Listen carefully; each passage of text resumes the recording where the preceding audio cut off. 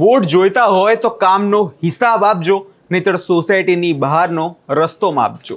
આ મિજાજ છે હવે રાજકોટ વાસીઓનો. શું છે સમગ્ર મામલો, તેના વિશે વિગતે ચર્ચા કરીશું. નમસ્કાર, હું છું પ્રથમ મોદી, આપ જોઈ રહ્યા છો નિર્ભય ન્યૂઝ. ગુજરાતમાં સ્થાનિક સ્વરાજની ચૂંટણીના મતદાનને હવે થોડાક જ દિવસો બાકી છે. તેવામાં દરેક પાર્ટીના ઉમેદવારો અને કાર્યકર્તાઓ હવે એડી ચોટીનું જોર લગાવી રહ્યા છે કે તેમને લોકો મત આપે. તેના જ કારણે લોકો જે છે ગલી ગલીઓમાં, સોસાયટીઓમાં લોકો જતા હોય છે અને કહેતા હોય છે કે અમને મત આપજો, અમે આ વિકાસ કર્યો છે. પરંતુ રાજકોટની જો વાત કરવામાં આવે તો વખતે રાજકોટ વાસીઓનો મિજાજ જે છે ક્યાંક ને ક્યાંક બદલાયો હોય તેવું લાગે છે. ભારતીય જનતા પાર્ટીના નેતાઓ સામે એટલો બધો આક્રોશ છે કે હવે લોકો ત્રાહિમામ પુકારી ઉઠ્યા છે. કેમ કે છેલ્લા ઘણા દિવસોથી જો વાત કરવામાં આવે તો ભારતીય જનતા પાર્ટીનો ગુજરાતમાં કોઈ બી જગ્યાએ જાય, મત માંગવા જતા હોય છે ત્યાં તેમની હકાલપટ્ટી કરવામાં આવતી હોય છે. ત્યાં તેમને કહેવામાં આવતું હોય છે કે કયા વિકાસની વાત કરો તો સાહેબ, 30 વર્ષથી સત્તામાં છો અને તો બી એવું રોડ રસ્તા આવ્યા છે, ગટરની સમસ્યા આવી છે, પીવાનું પાણી નથી મળતું.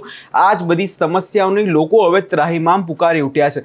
અને આજે એક રાજકોટની એક સોસાયટીની બહાર તો હવે બોર્ડ લગાવી દેવામાં આવ્યા છે કે જો મત જોઈતા હોય તો વિકાસનો તમારો હિસાબ છે સાહેબ એકવાર બતાવી દેજો, નહીતર હવે અમારી સોસાયટીની બહારનો રસ્તો હવે માપી લેજો. સૌપ્રથમ સાંભળીએ નાગરિકોનું શું કહેવું છે અને નજર કરી લઈએ તે દ્રશ્યો પર. ઓસ્કાર સ્કાયકમાંથી પ્રશાંત સેજપાલ. અહીં અમે 480 ફ્લેટ ધરાવીએ છીએ. 480 ફ્લેટ અમે 30 લાખ ઉપરનો અમે ટેક્સ ભરીએ છીએ આરએમસી ને. તો અહીંયાની પાયાની સુવિધા જે અમને મળવી જોઈએ એ પણ મળતી નથી.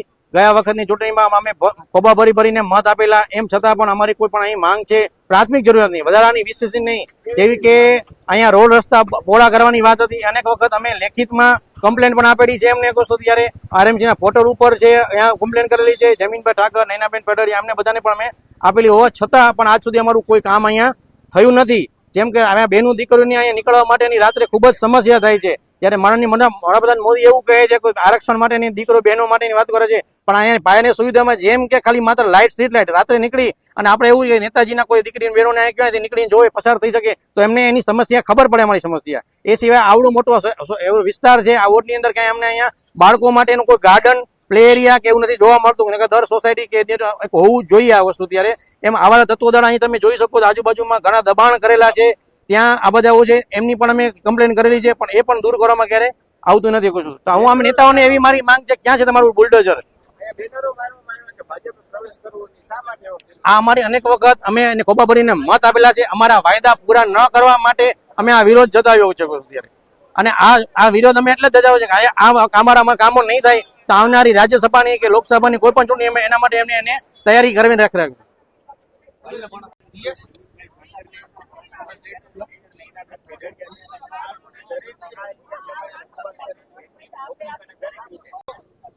ટેક્સ ભરી રહ્યા છે તો તેની સામે અમને કોઈ પણ પ્રકારનું રિટર્ન મળેલ નથી.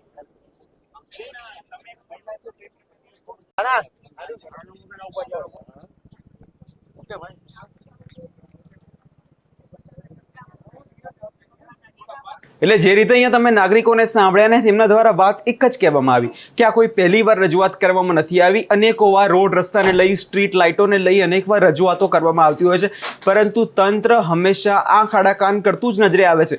અધિકારીઓને જણાવ્યું છે, જયમીન ઠાકરને જણાવ્યું, સ્ટેન્ડિંગ કમિટીના જે ચેરમેન છે તેમને દ્વારા પણ કહેવામાં આવ્યું છે, તો પણ શા માટે આ રોડ રસ્તાની જે સામાન્ય જરૂરિયાતો છે તેને પણ નથી પૂરી કરવામાં આવતી?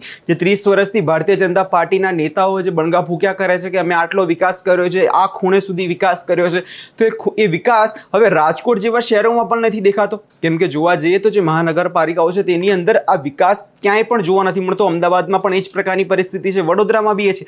અને હવે રાજકોટ વાસીઓ પણ હવે આના કારણે ત્રાહિમામ પુકારી ઉઠ્યા છે. હવે જોવાનું એ રહેશે કે આ જે વિરોધો અત્યારે થઈ રહ્યા છે તે વિરોધો માત્ર ખાલી અત્યારે દેખાવ પૂરતા છે. કેમ કે થતું એવું હોય છે કે અત્યારે વિરોધો તો થતા હોય છે, પરંતુ જ્યારે પરિણામ આવતું છે ત્યારે પરિણામ હંમેશા ભાજપના પક્ષમાં જ આવતું હોય છે. એટલે જોવાનું એ રહેશે આગળના સમયમાં થાય છે શું. એટલે હવે 26 તારીખે જે મતદાન છે તેના પર સૌ કોઈની નજર રહેશે. આ વિષય લઈને તમારો શું અભિપ્રાય છે અમને કમેન્ટ કરી ચોક્કસથી જણાવજો. અને અમારી ચેનલ નિર્ભય ન્યૂઝને લાઇક, શેર અને સબસ્ક્રાઇબ કરવાનું ભૂલશો નહીં.